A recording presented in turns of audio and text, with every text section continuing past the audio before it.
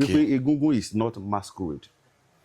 Really? Bẹ́ẹ̀ni tá a bá gba babaláwo sílé tẹ́ gbàlejò ifá sílé, ara ò mọ̀ ọ̀rọ̀ yín torí pé ikú tó ń bọ̀ tó fẹ́ pa yín awo ti wà nínú ilé yẹn yóò mọ̀ lé padà. táwo yẹn bá bẹ̀rẹ̀ sí ní jó oògùn kan lẹ́gbẹ̀ẹ́. gbogbo àwọn èéfín tí ń bòde táwo bá ń jóògùn ó ní ìmísí torí ńgbà náà ọ̀pọ̀lọpọ̀ àwọn táwọn bàbá ó jókòó tó máa retí ni pé aláàjì kìíní kan ń bọ̀ a ṣe fá fún gbogbo ọmọ àwọn ọmọ sáré kùjẹ́kùjẹ́ kí pé kìíní kankan tó fi ń ṣègbàlà fún tó fi ń ṣe ìwòsàn fún. Bàbá mi wá sọ̀tàn kan pé irúnmọlẹ̀ ló ṣayé bẹ́ẹ̀. irúnmọlẹ̀ ló mọ̀ọ́mọ̀ ṣayé bẹ́ẹ̀. pé ìgbà tó bá yá tí irúnmọlẹ̀ ó bá síjú padà wọlé ayé. ìyàtọ̀ máa. irúnmọlẹ̀ yẹn ló wá ti ń síjú wọlé ayé. Ẹ wo ogun tí wọ́n ń gbé ń jojúmọ́ lórí ọ̀rọ̀ ẹ paná adébọrẹ́ ẹ má ṣe kinní mọ́ ẹ wo báwọn èèyàn ṣe wá ń pọ̀ sí i. Ẹ káàbọ̀ padà sí orí ètò wa ètò yín Unscripted with Jeff Owólẹwà náà ni. Àlejò mi tí mo gbé wá lórí ètò léni a máa sọ ọ̀rọ̀ púpọ̀ lórí African spirituality, lórí ancestral power wa, ìṣẹ̀ṣe, orí ẹ̀ la máa sọ̀rọ̀ lé lórí ètò léni. Àlejò mi Ààrẹ Ifámúyìwá. Bàbá ẹ má bínú orúkọ là ń pe ọba aládé, ẹ kí àwọn tìyín nílé. Tó mo kí gbogbo wa tí à ń wò wá káàkiri àgbáyé. Ifá ní tá a bá ti ríra tó bá tójọ́ mẹ́ta ẹkọ àti làákíra ẹni. Mo kí gbogbo wa wípé ojú tẹ́ fi ń wò wá kò ní fọ́. Àṣẹ. Etí wa ò ní di. Àṣẹ. Àjíǹde ara yóò máa jẹ́ fún wa. Àṣẹ. Ẹ ṣeun. Bàbá mo fẹ́ kẹ́ dárúkọ orúkọ yín yẹn fún wa in full káwọn èèyàn lè mọ ẹni tí ó wà lẹ́gbẹ̀ẹ́ mi. Tó lẹ́ẹ̀kan sí orúkọ mi náà ni Olóyè Ààrẹ Awóníran Akínwùmí Ifámúyìwá tí mo jẹ́ ààrẹ gbogbo ẹgbẹ́ Òfún Ajítẹ̀nà Temple. Bákan náà mo jẹ́ ààrẹ ẹgbẹ́ ọmọ Yorùbá ni wá ní ìlú Nàìjíríà àti ní Europe. Èmi náà ni bàbá lọ́jà gbogbo ìlú Mọ́gàjí nílùú Ọ̀yọ́ ń bí. Ẹ̀yin tí wà nílé ẹ ti rí i pé ó lọ fà gan. Bàbá ẹ jẹ́ ká wọ agbami ètò. Ẹ ti ṣàlàyé gbogbo ọ̀rọ̀ yìí fún wa. But mo fẹ́ ká mọ background yín. I know you are educated. First degree yín, kí lẹ ṣe ní first degree yín? Mo lóore ọ̀fẹ́ láti kàwé díẹ̀, àwa náà gbìyànjú torí Ifá ní bí a bá ti jí ká tún máa wá ọgbọ́n kún ọgbọ́n, ká máa wá ìmọ̀ kún ìmọ̀. A ti mọ̀ pé ìmọ̀ tí ó tún gbayé òun náà ni ti ìwé. Ìwé Western education. Ló já wa náà ó tẹ̀síwájú ká lóore ọ̀fẹ́ láti lọ ṣe first degree nínú èdè ti òyìnbó. Inú èdè òyìnbó. Mo fẹ́ kẹ́ sọ ní èdè òyìnbó yẹn káwọn èèyàn lè mọ̀ pé. So mo lóore ọ̀fẹ́ láti ní first degree mi ní English language. English language. English education. English education. Lẹ́yìn ìgbà náà lákọ̀ọ́kọ́ nǹkan tó wù mí ó ní láti ṣe ẹ̀kọ́ ìjìnlẹ̀ nípa èdè Yorùbá. Ṣùgbọ́n yunifásitì mo lọ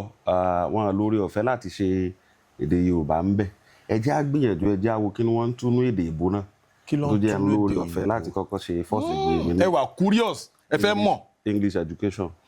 Lẹ́yìn ìgbà náà mo wá lóore ọ̀fẹ́ láti tẹ̀síwájú lọ sí Yunifásítì Ìbàdàn tí mo ṣe masters mi linguistics and African studies. Wow. Ẹ ṣe masters yín nínú linguistics and African studies. Bẹ́ẹ̀ni. Now ẹ jọ̀ọ́ bàbá gẹ́gẹ́ bí oníṣẹ̀ṣe ṣebí inú ìṣẹ̀ṣe yẹn ló bí yín sí. Ẹ ṣàlàyé fún wa. Àjẹbí ni àtọlẹ̀dọ́lẹ̀ ni ti àdán. Bàbá tó bí mi bàbá wa Olóyè Ifáníyì Ọmọyẹni Àyìnlá tí wọ́n jẹ́ olúawo Ìṣẹ̀kẹ̀. Àwọn náà bá ẹ̀sìn ìṣẹ̀ṣe wọ́n bá lọ́wọ́ bàbá wọn, bàbá wa Awóníran Àlàgbé Ọ̀já. Bẹ́ẹ̀ ni bàbá tó bí àwọn náà bá. Ìdí nù tó fi jẹ́ pé àtọ̀ lálátọ̀ ọ̀yà gbogbo òdìràn mi pátápátá oníṣẹ̀ṣe ni wá, babaláwo ni wá. Èmi náà ojú ọ̀nà ọbẹ̀ ni mo wà. Àwọn ọmọ tí mo bí ojú ọ̀nà ọbẹ̀ làwọn náà wà. Ok bàbá kí ni importance significance school tẹ́ lọ yẹn linguistic African language kí ni relevance ẹ̀ sí ìṣẹ̀ṣe gẹ́gẹ́ bí exposure yín ẹ ṣàlàyé connection yẹn fún wa. Inú mi dùn fún ìbéèrè yẹn, ìbéèrè tó máa ń wù mí láti dáhùn lọ́jọ́ tó ti pẹ́ ni. Ẹ rí i pé mo ṣàlàyé lẹ́ẹ̀kan wípé nígbà tí mo kọ́kọ́ fẹ́ ṣe degree mi kódà mo ti lò bí oṣù mẹ́ta ní dìpátímẹ́ǹtì kan management àbí nǹkan mo wá rí i pé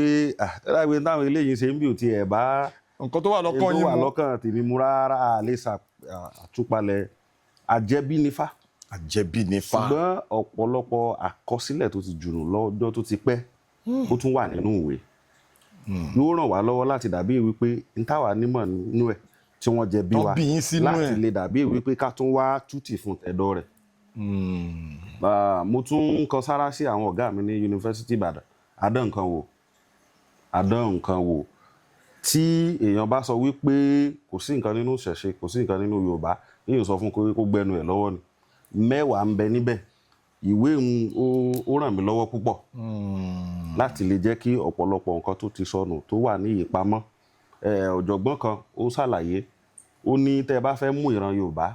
ó ní gbogbo ohun tí ó jẹ́ àkọọ́lẹ̀ wọn pátá ó nínú ìwé ló wà ó ní ẹ fi síwájú wọn ó ní wọn ò ní tù wò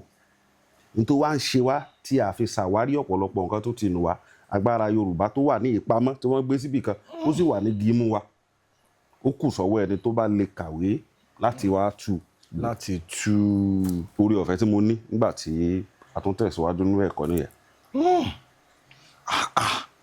Inú mi dùn torí tí n bá bá oníṣẹ̀ṣe pàdé tá a bá ti ń fi ọ̀rọ̀ jomitoro ọ̀rọ̀ then tí n bá wá rí i pé ẹni tó ní ẹ̀kọ́ western education gẹ́gẹ́ bẹ́ẹ̀ ṣe lọ sí school yìí ó tún máa ń jẹ́ nǹkan tó máa ń dùn mọ́ mi nínú torí pé kí ni ìmọ̀ ó lọ síwájú iwájú èèyàn gbọ́dọ̀ wà dáadáa. bó ṣe rí nìyẹn. bẹ́ẹ̀ ni. now mo fẹ́ ká sọ̀rọ̀ kan nípa ọ̀rọ̀ tó máa ń mọ́mú láyà mi gan nípa stigmatization àwọn oníṣẹ̀ṣe. Growing up yín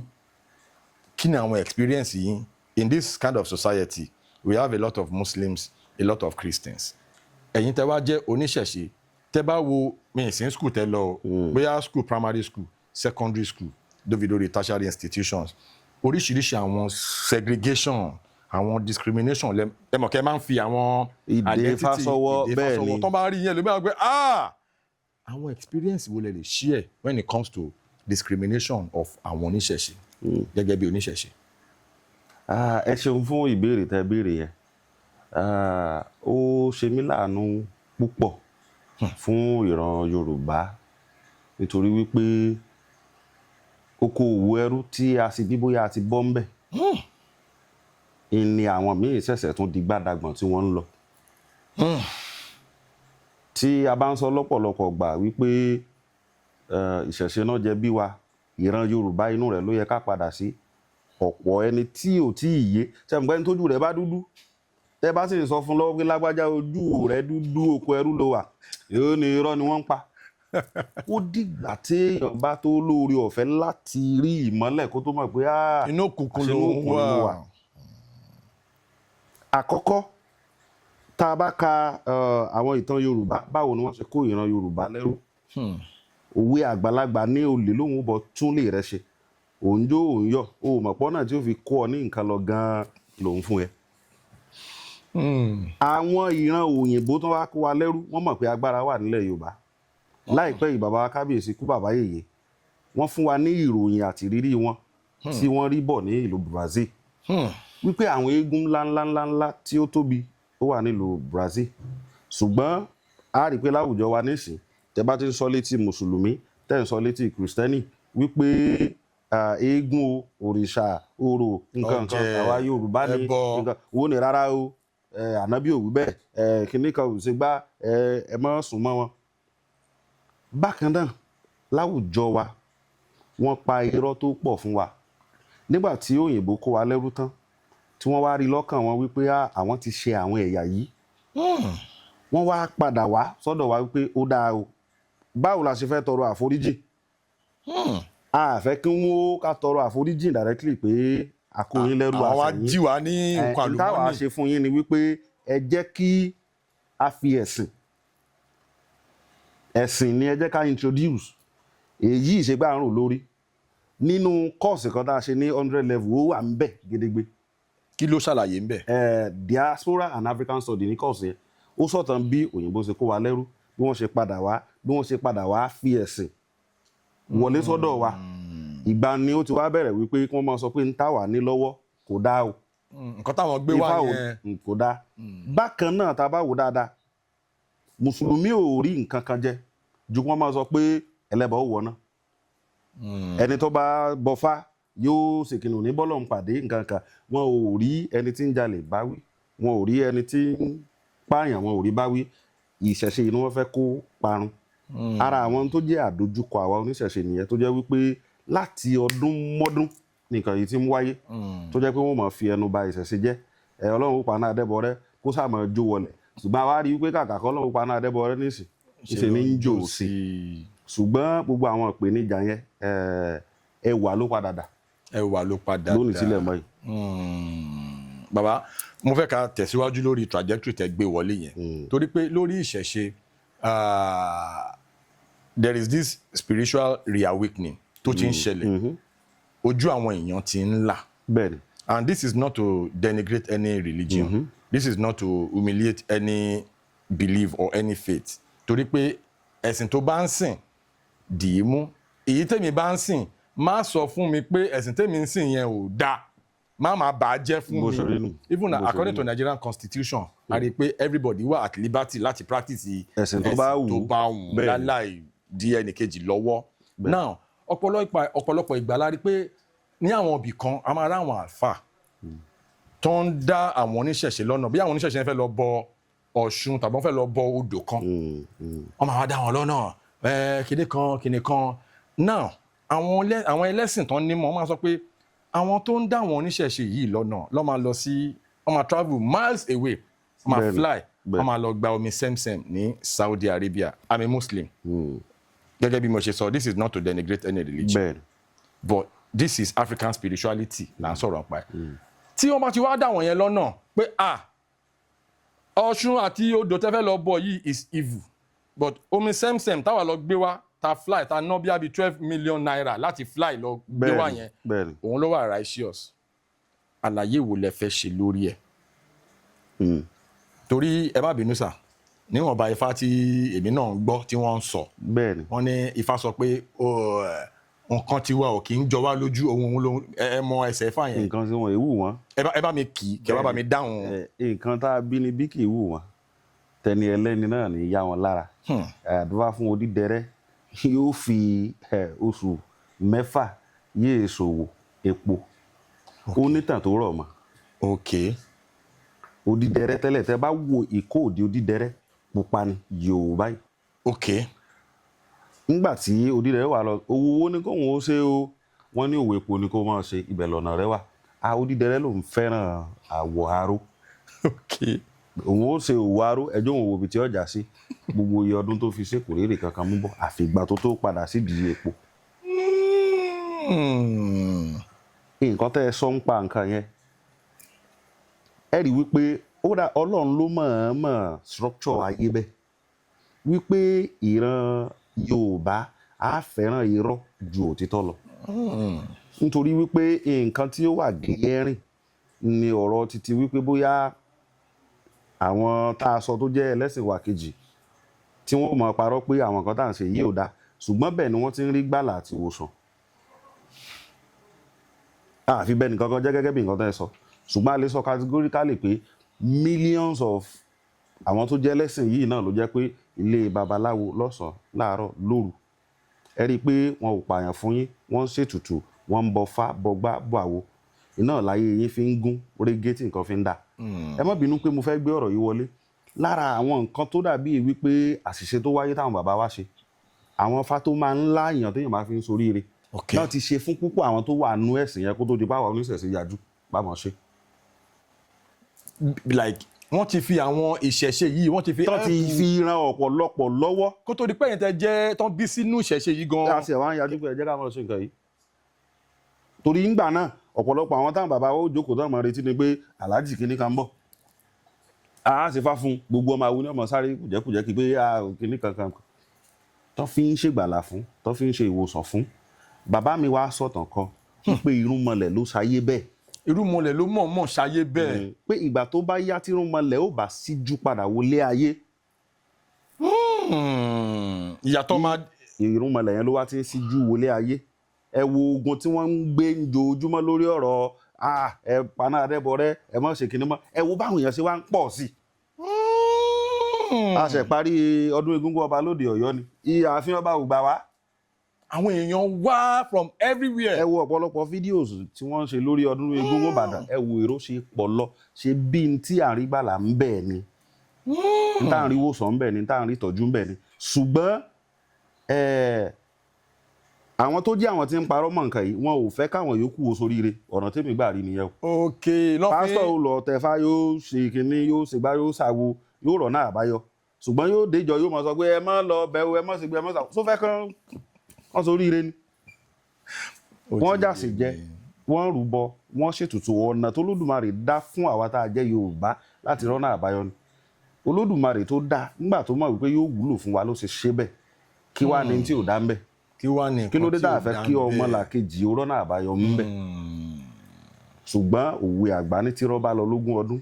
ọjọ́ kan lóòótọ́ bá tógún bá jẹ lọ ọgbọ̀n ó jẹ bọ̀ ogún ti jẹ lọ báyìí ọgbọ̀n ti ń jẹ bọ̀ báyìí la fi ń rí i pé a lot of people ni wọ́n jáde a rí King Dr. Saheed Òṣùpá àwọn náà sọ̀rọ̀ kan nípa ìṣẹ̀ṣe pé táwọn bá ti jí nínú live record kan tán ṣe pé táwọn bá ti jí báyìí Ifá àwọn làwọn máa ń bọ làwọn máa ń súre nídìí ẹ̀ now a rí Q-Dot òun náà jáde òun náà sọ pé oníṣẹ̀ṣe lòun o from this point forward òun ò ready láti hide mọ́ a rí the likes of Nice big shout out to Nice Alápòméjì òun náà jáde ó ṣe orin yẹn trend àwọn èèyàn jáde lọ́tún lọ́sí. sáwàrà wa wàásù fún wọn pé ẹ má bọ̀ wá ìwàásù tá gbangba àti wáàsí wà nínú àwọn yẹn babaláwo eré sáńbọọdù pé ẹ dákun ẹ má bọ̀ wá dọ̀ mi iṣẹ́ ọwọ́ rẹ tó bá ṣe fún yàrá ló máa polówó ẹ bàbá níbi tẹ́ wá gbé discussion yìí dé torí lórí ètò tèmi mi ò kí n ṣe interviews discussion bó ṣe rí nìyẹn conversations intelligent conversations la máa ń ní now bàbá ṣé máa rí i pé ọ̀rọ̀ tẹ́ sọ pé tí kinní kan bá jẹ lọ fógún ọdún kinní kan máa jẹ bọ̀ bẹ́ẹ̀ni tí wọ́n bá jẹ lọ lógún ọdún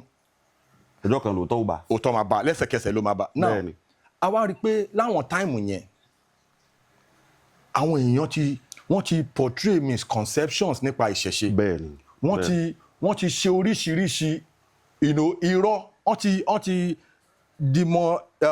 what's that English wọ́n ti demonize ìṣẹ̀ṣe tó pọ̀ now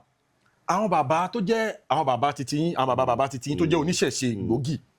wọn kì í ṣe publicity lórí ìṣẹ̀ṣe tó máa jókòó báyìí tó máa play rédíò lẹ máa rí àwọn ẹlẹ́sìn tá à ń sọ yìí tó máa polówó crusade revival lè ṣí radio station mẹ́ta revival mẹ́rin àtàbọ̀ lẹ máa rí tó máa polówó tó máa sọ pé kinní kan èèyàn kan wọ́n á bọ́ níṣẹ̀ṣe kan sọ̀rọ̀ tó jẹ́ gbòógì wá ní ṣé ìwọ ò mọ̀ pé àwọn people yìí most of them ọ̀dọ̀ bàbá àwọn náà ti máa wá ń gba agbára dáadáa pé àwọn wá béèrè lọ́wọ́ bàbá àwọn ọjọ́ kan pé bàbá kí ló dé tẹ́yìn ò kì í ṣe ìpolówó lórí rédíò bíi àwọn ará àbí. ayókù ṣe ń ṣe. wọ́n ní bàbá wọn sọ fún wọn pé Ifá ò láìkì àwọn sọ fún bàbá wọn pé irọ́ o ibi tọ́rọ̀ ẹ̀ dẹ̀ dé báyìí ẹ̀yin náà ẹ máa bẹ̀rẹ̀ sí ní máa jáde láti máa ṣèpolówó ẹ má dorí mọ́lé àwọn pípù yìí wọ́n ti fi irọ́ wọ́n ti fi gbà ó tọ́ lọ́wọ́ àwọn míì now àlàyé wo lẹ fẹ́ ṣe lórí ẹ̀ lórí pé advocacy publicity about ìṣẹ̀ṣe. ẹ ṣeun fún ìbéèrè yẹn ṣe rí n tó jẹ́ kí irọ́ gba yín kan náà ni wípé Ifá jẹ́ á mọ̀ wípé ọjà irọ́ a máa tètè kún ṣùgbọ́n kò ní í dalẹ̀. ọjà irọ́ máa ń tètè kún. àyò ẹ̀rí tí irọ́ bá ti délẹ̀ nísìnyí àwọn èèyàn ó pọ̀ ń bẹ̀ ṣùgbọ́n nígbà tó bá padà yá ẹ̀rí pé kò ní pẹ́ tí wọ́n fi túká. ọjà òótọ́ kì í tètè kún bọ̀rọ̀bọ̀rọ̀ torí pé tẹ́ ẹ bá wáyé nísìnyí tẹ́ bá ti ń bá àwọn èèyàn sòótọ́ tẹ́ bá ti ń fún àwọn èèyàn ní mọ̀ràn kò ní í gbà wọlé ẹ jẹ́ ó lọ kójú rẹ̀ ó já tá a bá ra rọ́ àní ra òótọ́ tá a bá ṣìnà àní mọ̀nà. tá a bá ṣìnà àní mọ̀nà. téèyàn bá tètè mọ̀nà tó bá tètè bọ́ sójú ọ̀nà ò ní mọ èyí tọ́lọ́run ṣe fún ọ ṣùgbọ́n nígbà tó bá jùnù dáadáa tá a dánwò oríṣiríṣi gbogbo nǹkan kan tó pàdé ẹ̀ níjọ́ tó bá ti rọ́nà àbáyọ ẹnìkankan ò ní sọ fún ọmọ tó sọ pé ibi tí mò ń lọ rèé. lórí ìpolówó ìlànà táwọn ọ̀rúnmọlẹ̀ gbé ètò ìsìn wọn gbà wọn ò fara mọ́ à ń polówó àbá ń lọ sórí rédíò àbá ń lọ sígbà àbá ń lọ sáwò nítorí wípé babaláwo tó bá jí tàbí tó bá jẹ́ oníṣẹ̀ṣe to the core tó bá jí àkọ́kọ́ ká tó jọ́sìn fún irúnmọlẹ̀ wa àjí làárọ̀ àfẹ́ jọ́sìn fún irúnmọlẹ̀ pàbí sọ́bì oríṣiríṣi nǹkan bọ́yọ́sẹ̀ ẹ̀fá bọ́yọ́sẹ̀ ẹ̀gbá àwọn àlejò míì ti tún dé àfẹ́ dá wọn lóhùn gẹ́gẹ́ bíi pé iṣẹ́ ẹni ló máa ń polówó ẹni. báwo la ṣe máa ń mú oníṣẹ̀ṣe tòdì kọ́ òun láwo tí ó jẹ́ pé nípa rẹ̀ lẹ́nìkan ti soríire rí. èèyàn mélòó ló lè tọ́ka sí pé nípasẹ̀ mi èmi mo ṣe fáfẹ́ nìyí tó fi soríire ǹdọ́gbè babaláwo nìyẹn ẹnìyẹn ni ó ròyìn lọ kì í sórí rédíò tó bọ́ sí tó kàn ń wá ń janú ojoojúmọ́ ṣùgbọ́n tó jẹ́ pé ẹni tí ò rọ́mọ bí ó sì wà bẹ́ẹ̀ náà ni. tí wọ́n fi dáwó mọ̀ ni wípé yóò máa sọ pé àǹtí mi tí ò rọ́mọ bí bàbá tó ṣe fá fún ni bọ̀dá mi tíṣẹ́ rẹ̀ dàrú tí ò rí kinní ẹni tó ṣe fá fún ni. ẹ já mọ́ bí gbogbo àwọn tẹ́ ni wọ́n ń lọ orí rédíò lọ polówó yẹn pé èèyàn mélòó ni iṣẹ́ ìgbàlá ti ti ọwọ́ yín wá bá rí. díẹ̀ ni yóò máa gbilẹ̀ tó jẹ́ pé ìpolówó máa wáyé. now ṣé ẹ feel pé mo ń bi yín personally nsìn ṣé ẹ feel pé àsìkò ti tó fáwọn oníṣẹ̀ṣe náà láti máa advocate láti máa jáde láti máa ké gbàjarè láti máa jẹ́ kí àwọn èèyàn mọ̀ pé look irọ́ rèé òótọ́ nìyí. torí pé a lot of times kíní yìí ó ti ń ṣẹlẹ̀ for a long period of time even nínú àwọn films wa I'm an actor I'm a film producer. Mo mọ nǹkan tí mo ń sọ tó bá ti dọ̀rọ̀ oníṣẹ̀ṣe ó ní fíìmù kan tí èmi gangan personally tí mo kọ tí mo ṣe ní year kan few years ago àwa kọ story yẹn dé point kan àwọn ìyá mi ẹlẹ́yẹ àwọn náà ṣe okùnfà bí doctor yẹn ṣe ní problem but at the end of the day àwọn ìṣẹ̀ṣe náà ló gba character yẹn lẹ̀ o but church làwa padà sọ pé ó lọ gbégbá ọpẹ́ ní church pé evangelism ló gbà á lẹ̀. Now tá bá wá wo ẹ mọ̀ pé seeing is believing. Film is broadcasting. Ẹ mọ̀ nǹkan tí mò ń sọ. You begin to see a movie, you begin to see films, you begin to believe it. Recently a wá rí i pé ìkan lára àwọn film producers wa tó jẹ́ gospel film producer bàbá wa Mike Bámilóyè wọ́n ṣe fíìmù kan ti ṣe fíìmù yẹn years back Agbára Ńlá wọ́n wá fẹ́ ṣe sequel ẹ̀ wọ́n kàn ju trailer sequel ẹ̀ síta báyìí gbà àti poster fíìmù yẹn síta báyìí tí wọ́n dà bí aṣọ pupa pẹ̀lú owó ẹyọ a ti mọ̀ pé owó ẹyọ aṣọ pupa is synonymous to ìṣẹ̀ṣe. Bẹ́ẹ̀ni. Culturally traditionally according to Yorùbá. Bọ́n ṣe ju kí àwọn yẹn bẹ̀rẹ̀ àwọn oníṣẹ̀ṣe bẹ̀rẹ̀ sí ní jáde lọ́tún lọ́sí pé ṣé kàn ń ṣe pé ẹ tún fẹ́ gbé pattern tẹ lò ní ìgbà kan tẹ́lẹ̀ ẹ fẹ́ gbé wá again pé we won't take it lightly. Now ọ̀rọ̀ yẹn ti wá ń di gbọ́n mi sí omi ò tó lórí internet gẹ́gẹ́ bí analysis tí mò ń gbé lọ. Wípé ṣé ẹ fi pé àwọn oníṣẹ̀ṣe náà gbọ́dọ̀ máa gbé ìgbésẹ̀ láti máa try láti máa ṣe àwọn publicity advocacy wípé okay this is it and this is what it is. Ẹ má máa denigrate wa mọ́ ẹ má máa demonize wa mọ́ ìṣẹ̀ṣe ò kì í ṣe negativity. So mo fẹ́ kẹ́ yànnàná ẹ̀ dáadáa kẹ́ tàn mọ́lẹ̀ sọ̀rọ̀ tí mo sọ. Ṣé rí ìbéèrè tẹ́ bí mí yẹn mo fẹ́ ṣàfọ̀mọ́ rẹ̀ yàtọ̀ sí pé bóyá a fẹ́ polówó fápẹ́ babaláwo ló dé ẹ mo gbé àtẹ fákalẹ̀ ẹ wá dáfá. Bàbá orí mídíà náà ni gbogbo ẹ o àti TV àti rédíò it's still on media o. èyí tẹ́ wá sọ̀rọ̀ bá ń pa wípé àwọn ìtàbùkù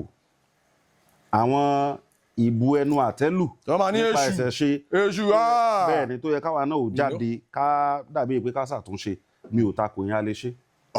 tó ṣe wá rèé. Àwọn ìgbésẹ̀ wo lẹ ń ṣe lórí ẹ̀ ní mo béèrè. ṣẹ́ni tó ṣe wá ní òwe àgbá ní tí ọmọdé kékeré ò bá bá tán yóò bá àrọ́bá àrọ́bá ni bàbá àtàn ẹjẹ́ àtúgbòǹgbò ibo ni ìfẹnu tàbùkù yẹn ti wáyé. Mo sọ̀rọ̀ lórí okòwò ẹrú mo sọ̀rọ̀ bọ́n ṣe mẹ́sìn wá fún wa púpọ̀ nú àwọn tó kọ̀wé nípa ifá àtoríṣiríṣi nǹkan èèbó ni wọ́n ò gbọ́ Yorùbá wọ́n ṣe translation sódì wọ́n fésù ní Satan intentionally wọ́n fẹ́ gúngún ní masquerade aṣegúngún ọba lóde Ọ̀yọ́ ó wà nínú tíìmù tá a deliberate lè lọ́dún yìí wípé egúngún is not masquerade. Really? Bẹ́ẹ̀ni egúngún is egúngún tẹ́ bá lọ wo ìtumọ̀ rẹ̀ the meaning tí masquerade mean ó ní wípé kẹ́ ẹ daṣọ bojú kẹ́ pretend wípé nǹkan kan lẹ jẹ́ meanwhile egúngún kò rí bẹ́ẹ̀ à ń fi egúngún rántí àwọn ará ọ̀run wa ni so kì í ṣe pé bóyá àfi ń pretend ibi tí misrepresentation yẹn ti wáyé nìyẹn táwọn misinterpretation ti wáyé yàtọ̀ sí pé wọ́n mọ̀ọ́mọ̀ fẹ́ ba ẹ̀sìn wa mo jẹ́ ṣẹ̀ṣẹ̀ ń gbọ́ báyìí nínú mi dùn mo fẹ́ kẹ́ sọ fún wa dáadáa Now. ẹ jọ̀ọ́ mo fẹ́ kẹ́ sọ̀rọ̀ yẹn sókè dáadáa So, masquerade is not egungun is not masquerade. egungun is not masquerade kóńkálukú lọ check dictionary rẹ̀ ẹni tí yóò lóore ọ̀fẹ́ láti nígbàgbọ́ pé n tá à ń sọ bẹ́ẹ̀ ló ṣe rí ni wípé ẹni tán bí sínú ẹ̀ tó mọ function egungun ipa wo legungun ń kó ẹni tí ò rọ́mọ bí tó sunkún lọ́dún yìí pé egungun gbà mí fún mi lọ́mọ tó dọdún tí ń bọ̀ tó bímọ tẹ wá sọ fún pé nǹkan tí ò dáa ní sẹ́yìn pé yóò jiyàn fún yín pé rárá o kò rí bẹ́ẹ̀ o ẹni táìsàn ń ṣe tí wọ́n fi aṣọ ẹ̀kú egun náà lára tí wọ́n sọ pé ó sì dìde lórí ààrẹ tó sì dọdún tí ń bọ̀ tó sì jẹ́ pé òun gangan ló kọ́kọ́ dìde pé bàbá mi ẹ káàbọ̀ o. ó ṣẹlẹ̀ bẹ́ẹ̀. tí ajogun bíbá wà nù ilé kan lákòókò ọdún eégún tí eégún bá ti lè bóde tó rìn káàkiri agboolé yẹn àwọn tí ó bá lọ́wọ́ aburú wọn sá lọ. kí n wá padà sórí ìbéèrè yín látìgbà tán ti kọ gbogbo àwọn ìwé yìí tán ti ṣe gbogbo àwọn translations yẹn òun ni misrepresentation yẹn ti wà. propaganda yẹn wọ́n ti fi sí. náà ti da gbogbo nǹkan yẹn rú. ṣùgbọ́n ara àwọn tá a kọ́kọ́ dàbí pé káwa gangan ó ṣe ni pé àwa tá a jó níṣẹ̀ṣe the core one ká gbìyànjú láti mọ̀ nípa nǹkan tí a gbé lọ́wọ́ because púpọ̀ ọ̀pọ̀lọpọ̀ ta ni wọ́n ń padà wá yẹn náà ní tí wọ́n ń torí rẹ̀ wá òun náà ni ọrọ̀ ajé ibẹ̀ ká lówó ká kọ́lé economic value wọn ò wá láti dàbí pé kan propagate nǹkan yẹn wọn kẹ́kọ̀ọ́ dúdúdúdú lórí ẹ̀ àwa tá a jó níṣẹ̀ṣe káwa náà ò padà sílé ìwé ká lọ kẹ́kọ̀ọ́ torí tá a bá fẹ́ tú fáráyé gbé báyìí ní nǹkan ṣe rí gbọ́dọ̀ mọ̀ ń pa ẹ̀ dáadáa gbọ́dọ̀ mú àgbékalẹ̀. ká má àgbékalẹ̀ nǹkan tá a fẹ́ ṣe tí mo bá fẹ́ sọ fún yín pé èṣù is not Satan kì í ṣe bẹ́ẹ̀ ni yóò mọ̀ I should be able to tell you the functions of èṣù ipa wo lè sùn kó irú òrìṣà wo ni bó ló ṣe rí oríṣiríṣi nǹkan bẹ́ẹ̀. ẹ sọ̀rọ̀ kan lẹ́ẹ̀kan pé tí egungun bá fẹ́ jáde pé egungun is not masquerade ọ̀tọ̀ ni mini masquerade bẹ́ẹ̀ ni àwọn tó ń pretend tó ń cover up tó ń disguise now baba ẹ wá sọ̀rọ̀ kan tí inú mi dùn pé tégúngún bá fẹ́ jáde pé tí ẹni tí kò bá rọ́mọ bí lágboolé kan tégúngún yẹn bá kàn fi ẹ̀kú yẹn kàn báyìí ó máa rí wòsàn ó máa bímọ. àwọn nǹkan báyìí kí ló dé tí ẹ kì í portray ẹ sórí social media torí pé táwọn ẹlẹ́sìn tá à ń sọ yìí tó máa ṣe vim wọ́n ti gbé wá sórí social media àwọn èèyàn ti rí seeing is believing but by the time tẹ bá sọ pé ẹ̀ ń ṣe ń kán náà tó bá máa yá ó máa reverberate àwọn èèyàn máa padà máa àwọn ìgbìyànjú yẹn ẹ need láti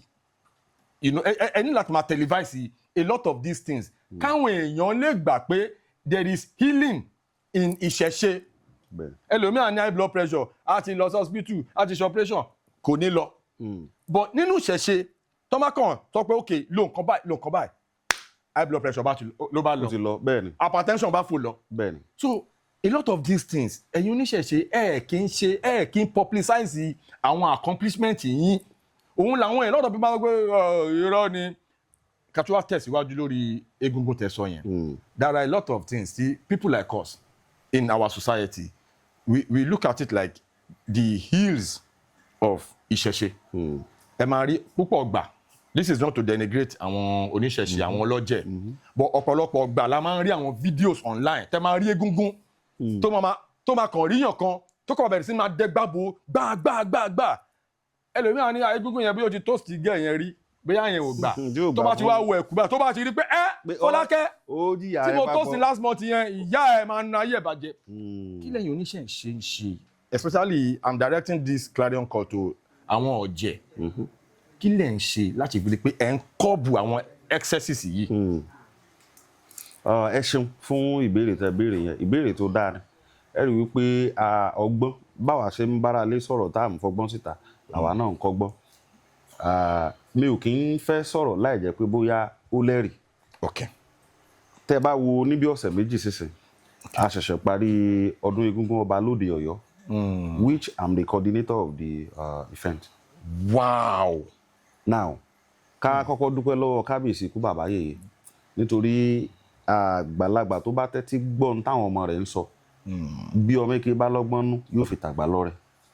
tágbàlagbà ò bá ti rẹ́dì láti tẹ́tí gbọ́ kò sí nǹkan kan tí ó ṣe a lè bú àwọn bàbá wa púpọ̀ a rí wípé nígbà tí technology tún ń dáyé ó jẹ́ ọ̀pọ̀lọpọ̀ nǹkan tó tún ṣókùnkùn kó hàn sí wa nígbà kan tí tá a bá sọdún eégún eégún lọ ààfin nìkan la máa ń ṣe àwọn eégún òjò wọ́n dẹ̀ kúrò láàfin. ṣùgbọ́n a wá rí nǹkan yìí pé nǹkan tí gbogbo ayé fẹ́ nímọ̀ nípa rẹ̀ tẹ́ bá wo bá a ṣe organize ọdún yìí ó yàtọ̀ gédégédé sí tàtẹ̀yìnwá. bí egungun ṣe parade àwọn eégún bọ́ ṣe jó bọ́ ṣe oríṣiríṣi nǹkan ó fi ẹwà the aesthetic of ìṣẹ̀ṣe ó fi hàn. Yorùbá heritage ó fi hàn dáadáa on display. gbogbo ayé rí ọ̀pọ̀ tó jẹ́ wípé kò lórí ọ̀fẹ́ láti rí egungun sójú ṣé gbogbo àwọn tó wà nínú island lẹ́kọ̀ọ́ kankan wọ́n so ṣùgbọ́n wọ́n gbélé wọ́n wò wọ́n rí pé nǹkan tó ń sọ fún wa yìí ìṣe bẹ́ẹ̀ lórí then ẹ rí wípé ẹ̀jẹ̀ ìwé ń gbà mí ó máa ń ṣèyàn. irú àwọn tẹ́ ẹ sọ yẹn àwọn tó ń bẹ̀sìn jẹ́ wà ń bẹ̀ o tó jẹ́ pé wọ́n mọ̀ ní lẹ́mìí wípé nígbà táwọn bá gbé eégún jáde ní irú ìtẹ́ni sọ pé yóò mẹ́gba yóò mọ̀ na ara títì kí. ẹ̀yin náà máa ń ra àwọn fídíò sí yẹn. bẹ́ẹ̀ ni lóríṣiríṣi eégún yìí ṣe nǹkan tá a fi ṣe jàǹdùkú ẹni tó bá ń ṣerú rẹ̀ gangan ò mọ àtúbọ̀tán rẹ̀ ni kò bá ti ṣe bẹ́ẹ̀. kò bá ti má ṣe bẹ́ẹ̀. Ifá ní kárìn ká pọ̀ yíyẹ ní yẹni tó bá fẹ́ gúngún tí ń relé àná lọ rè jó. Ifá ló sọ bẹ́ẹ̀ nítorí wípé eégún tó bá bóde oríṣiríṣi gbogbo tí eégún mọ̀sángbà náà wọ́n ń ṣèwúre ni wọ́n ń jáde wọ́n ń fa gọ̀ wọlé wọ́n ń sọrí ó nítumọ̀ nǹkan sí pé adáṣọ borí àkànṣe sẹ́ni tí ààrẹ ń ṣe tó yẹ kéégún ó ṣàdúrà fún ṣẹ́gbà ló yẹ mú kó máa ná. now ẹgbà tẹ́gún mú lọ́wọ́ tàbí àwọn tó jọmọ́ ẹ ó máa kílò àbí nǹkan kan kì í ṣe pé láti fi ṣèyàn ń jàǹbá ó ní tó represent. ó ní significance kìíní yẹn pẹ̀lú ọ̀jẹ̀ pẹ̀lú egúngún. bẹ́ẹ̀ ni nínú Ògún Dáborógbè Ifá ti ṣàlàyé ìtumọ̀ ọ̀rẹ́ tí eégún mú lọ yóò fẹsẹ̀fẹ́ kàṣà ìfẹsẹ̀fẹ́ dífáfẹ́ ńlọ́jọ́ ènìyàn abùfẹ́gúngún níjọ́ tí wọ́n ń tìlé eégún àti àwọn ọmọ ènìyàn àwọn ajogun bìkan ni wọ́n dènà torí wọ́n mọ̀ pé iṣẹ́ ìgbàlà léégún ń bọ̀ wá ṣe wọ́n wá lọ dènà dé wípé ọ̀ní ọ̀nà lọ eégún wà lọ dáfá kí lòun ó ṣe gbogbo àwọn ọmọ òun tó wà ní ìgbèkùn tó ń fẹ́ gbàlà yìí bó lòun ó ṣe wọ́n ní kí eégún tọ́jú ọ̀pọ̀lọpọ̀ ẹrù pàṣán wọ́n wá gbáyẹ̀ fáṣe wọ́n ṣe fáṣe wọ́n ní kó mú ẹgbàá lọ́wọ́ ẹni ó bá ti dènà dì ọ́ lórí pé yóò bílà in tó túmọ̀ sí kì í ṣe pé kò kàn rí gbárẹ́ àwo orí nǹkan kan kó máa ajogun bí òun ni. So spiritually àwọn nǹkan kan bẹ táwa òrí tó ti dènà at that moment eégún bóde ní ó lórí ọ̀fẹ́ láti rí ní ó fìbìlà kó lọ́nà. so ọ̀pọ̀ tó bá kàn mẹ́gbàá lọ́wọ́ tó kàn ń ná àwọn èèyàn káàkiri kò mọ nǹkan tó ń ṣe ni. lábala ti wípé tó káwa náà gbìyànjú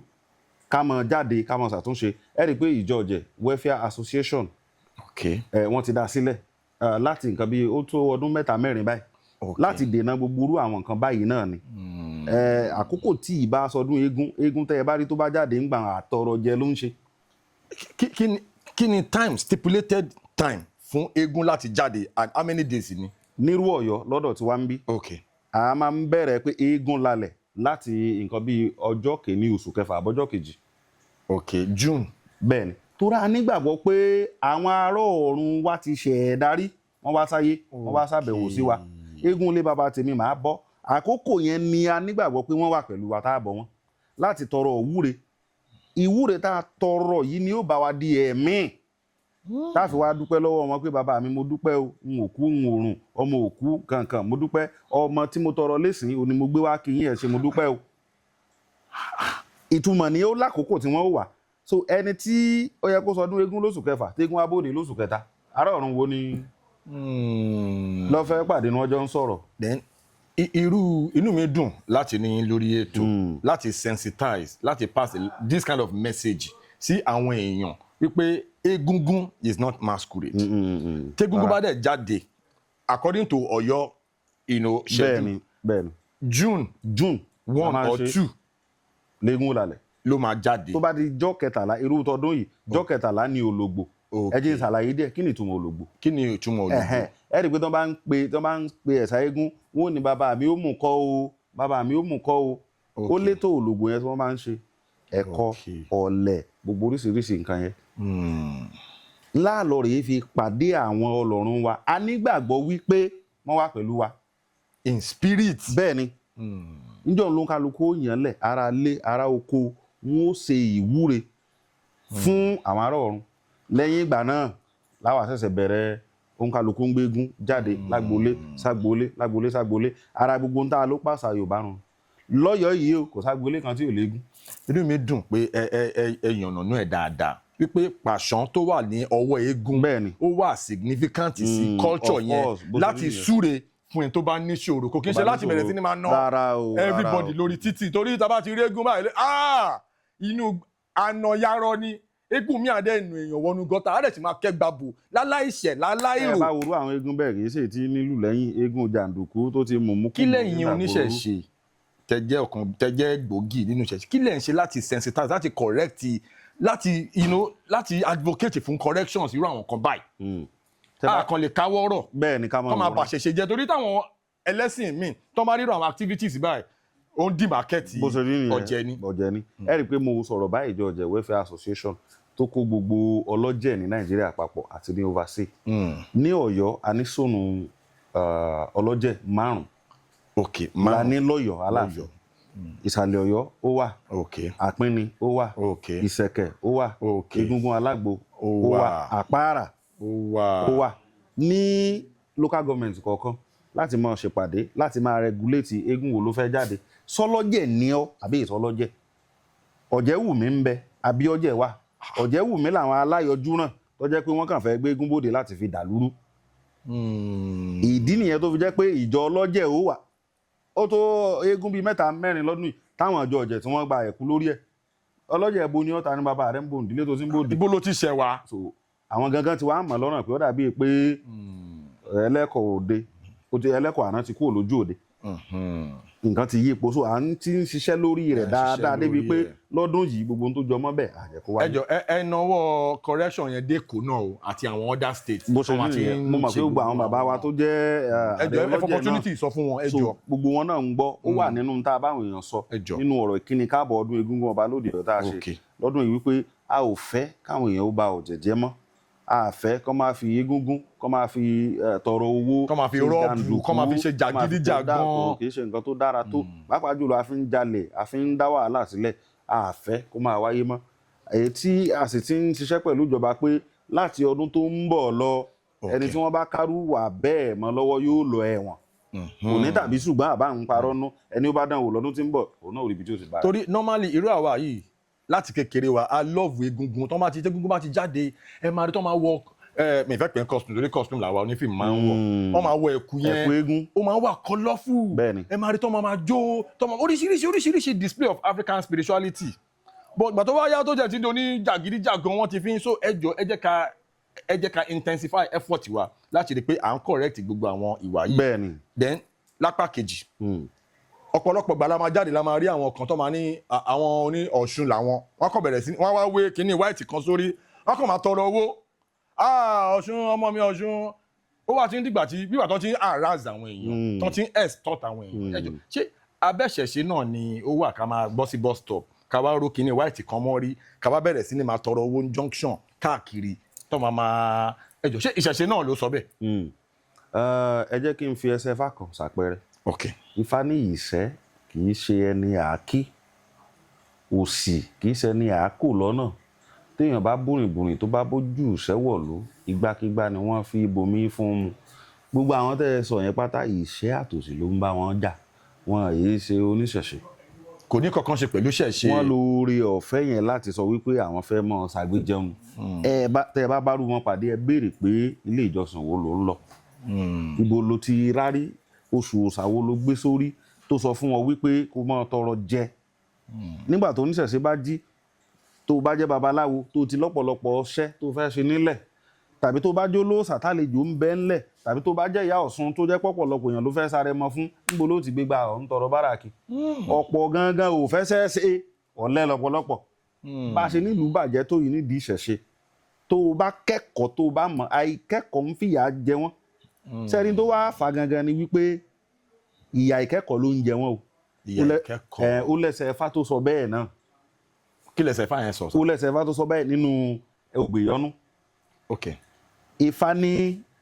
afọgbọ́n ọlọ́gbọ́n sọgbọ́n kì í jẹ́ ká pe àgbàlagbà ní wèrè adéfá fún Amósùn ọmọ Ọ̀rúnmìlà adéfá fún Akálà ọmọ Òrìṣàlá Amósùn ọmọ Ọ̀rúnmìlà ni Akálà ọmọ Ọ̀rúnmìlà ọmọ Òrìṣàlá ni àwọn méjèèjì ọ̀rẹ́ tímọ́tímọ́ ni wọ́n ó wá dijọ́ kan wọ́n wá ní àwọn fẹ́ bí ìgbà tí a bá parí ní 400 level tá a fẹ́ lọ sí service wọ́n wá ní ẹ̀yin náà gbìyànjú ìmọ̀ tẹ́ ẹ mọ̀ ẹ ṣiṣẹ́ awo lọ ká wo ntẹ́yìn náà ó mú bọ̀ ìgbà tí ọmọ Ọ̀rúnmìlà ó mọ̀ lọ Ọ̀rúnmìlà fún ní ọ̀pẹ̀lẹ̀ ó fún ní ìránṣẹ́ ó fún ní yẹ̀rọ̀sùn ó ní ó mọ̀ ṣiṣẹ́ fálọ̀ kò fún ní nǹkan kan nígbà tí ọmọ òòṣà yóò mọ̀ lọ ó fún ní iyùn ó fún ní ṣẹ̀gí ó fún ní ọ̀pọ̀lọpọ̀ oríṣìí nǹkan lòṣà fún wípé àwọn ọmọ olówó nìwọ ò ní níṣòro kankan nígbà tí wọ́n máa lọ lójú ọ̀nà gúgúrú ni Ọ̀rúnmìlà yẹn fọmọ tiẹ̀ ní tí Ifá sọ wípé kó fọmọ rẹ̀ nìyẹn Ifá ní kí Ọ̀rúnmìlà fọmọ tiẹ̀ ní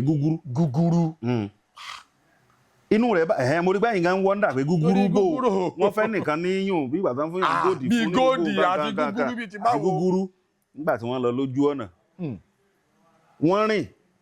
ọjọ́ kìíní ọjọ́ kejì ìta ọ̀run ìtàdógún ìje wọn ò délùú kankan ebi ń pa wọ́n onígúgúrú ń bọ́nú àpótí ẹ̀ ń jẹ gúgúrú onílẹ̀kẹ̀ ìyùn àti nǹkan kan kò rí kò lè jẹ ilé ó wá ń tọrọ lọ́wọ́ onígúgúrú ó ní irọ́ o ibi bàbá tiẹ̀ fún wọn náà tí bàbá tòun náà fóun tó bá jẹ́ wípé wọn náà bá jẹnu gúgúrú ó mọ èèyàn méjì wá ibi tí trade by bàtà gangan ti tún wáyé nù. originally tó ti wáyé nìyẹn ìwọ mú kíní wá kípín gúgúrú díẹ̀. nígbà àwọn òfin débi tán lọ gbogbo ohun tóun kó lọ́wọ́ tó jẹ́ valuable tì yẹn náà ti fi exchange láti fi survive. ọmọ Ọ̀rúnmìlà tán wọ́n tún wá débi tí wọ́n ń lọ nítorí pé ọmọ Ọ̀rúnmìlà kọ́fá ó yanrantí bó ṣe débẹ̀ làwọn èèyàn ń wá babaláwo kan ti wọ̀lú onídáfá fún wọn ní ṣètùtù ní ṣe gbogbo ẹ̀ ọmọ tòrìṣà kò mọ kankan tí ó ṣe wọ́n wá padà dé ọ̀rọ̀ yìí lágbára púpọ̀ o kí gbogbo olóṣà ó má bínú ìdí tá a fi gbọ́dọ̀ lọ kẹ́kọ̀ọ́ nìyẹn kí wọ́n má bínú tó bá yẹ pé wọ́n gbọ́ nǹkan tí mo sọ ní tí Ifá sọ òun là ń sọ wọ́n wá padà délé wọ́n jábọ̀ fún bàbá wọn àmọ́sùn ọmọ Ọ̀rúnmìlà igba eku igba ẹja igba ẹyẹ igba ẹran oríṣiríṣi nǹkan pé bàbá mi tí mo jèrù bọ̀ ní o nínú iṣẹ́ Ifá tẹ́ ẹ kọ́ mi òrìṣà wa ń bi ọmọ tiẹ̀ wípé kí ló mú bọ̀ kí ni tí wọ́n mú bọ̀ ní tí mo kó fún ọ ńkọ́ ọ wá sọ gbogbo bí àjò yẹn ṣe lọ inú bí òrìṣà ó wá gbé ọmọ yẹn ṣépè ó lóun máa tọrọ jẹ látòní lọ ìpè ló ń jà wọn tẹ́ bá rí tán tọrọ owó káàkiri yẹn òòṣà wa sọ fún wọn wípé gbogbo ọmọ òun kẹ lọ mọ kẹ́kọ̀ọ́ dúdúdúdú so ẹni tí ò bá lẹ́kọ̀ọ́ nú ó máa ń tọrọ jẹ nìyà ohun tí ń ṣẹlẹ̀ pẹ̀lú àwọn tí ń bá tó ń tọrọ owó kiri. ṣètìrí lórí ọ̀rọ̀ yìí lórí analysis yìí a lè sọ tán lénìí bó ṣe rí nù. torí wọ́n jẹ́ kó yé wa pé nínú ẹsẹ̀ Ẹ̀fà 256 bẹ́ẹ̀ni odù ló wà nínú odù kọ̀ọ̀kan